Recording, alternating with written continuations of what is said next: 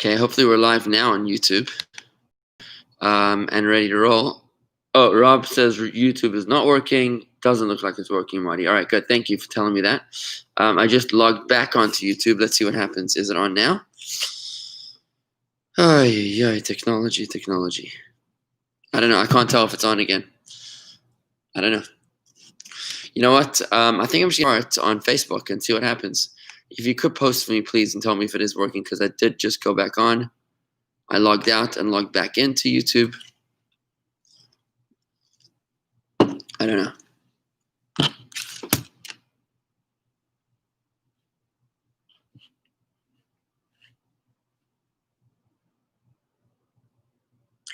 That's really odd that it's not working on YouTube.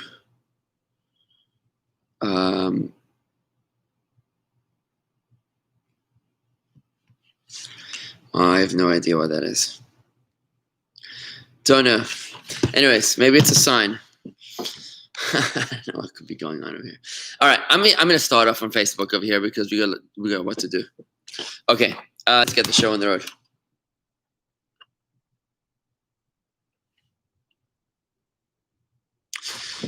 All right, friends.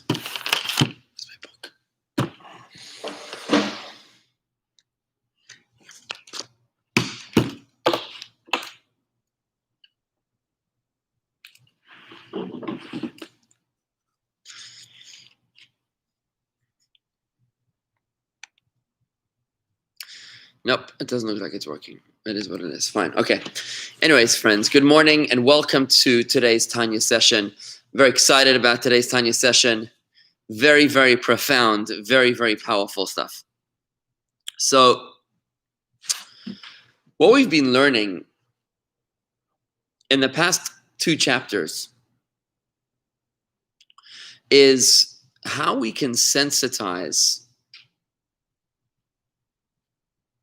ourselves to spirituality, how we can become inspired when we feel numb, when we feel spiritually numb.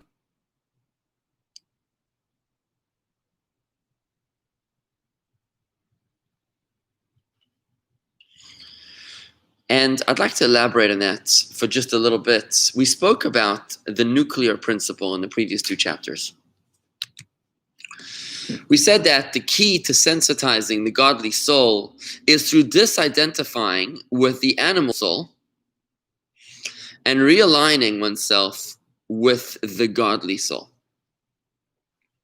We said that as normal people that are not tzaddikim, as people that have not yet slaughtered, vanquished, subdued our animal souls, we identify more with our animal soul than we do with our godly soul. Our godly soul begins entering at the bris, and it finishes entering at the bar mitzvah. It's a late bloomer compared to the animal soul, which is our identity even before we're born into this world. Therefore, the Alter Rebbe explained in chapter 29, 2 chapters ago, that when we crush ourselves, the principle we explained was that a piece of wood, a log that doesn't catch fire, needs to be broken up into small pieces. If you have a log and it's not catching fire, then what you need to do is not to make more fire. You need to break it into smaller pieces. If you are the log and you're not feeling inspired, it's not that you need a greater rabbi, more Torah study, better sermons. What you need is to break yourself into smaller pieces. That's the principle of the Zohar. It's beautiful in Aramaic. A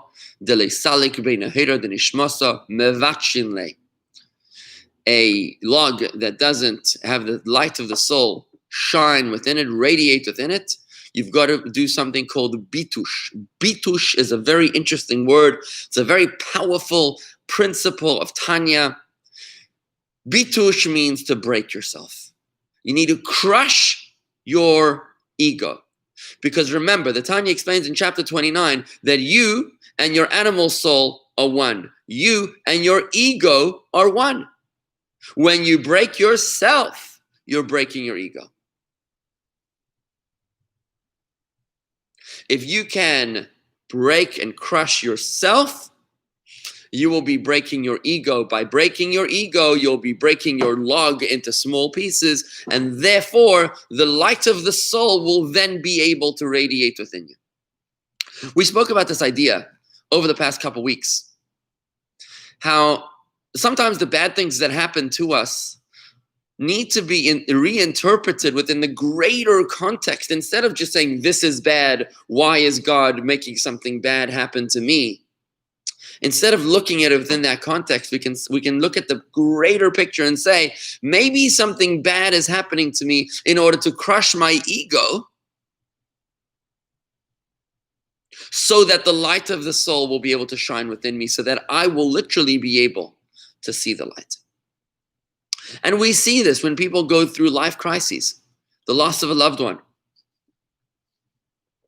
loss of livelihood, and other life crisis. We find them finding their faith. That's not because they're weak. It's not because they're vulnerable. It's because their log is crushed. And for the first time that they can remember, they are actually receptive to the light. As long as you are full of yourself, you won't be able to let the soul shine within you. It's a basic fundamental principle of Zohar, which is illuminated in Tanya. It's a basic principle of Chabad philosophy, that if you are dealing with students that are not receptive to you, you need to break them. You need to crush their egos.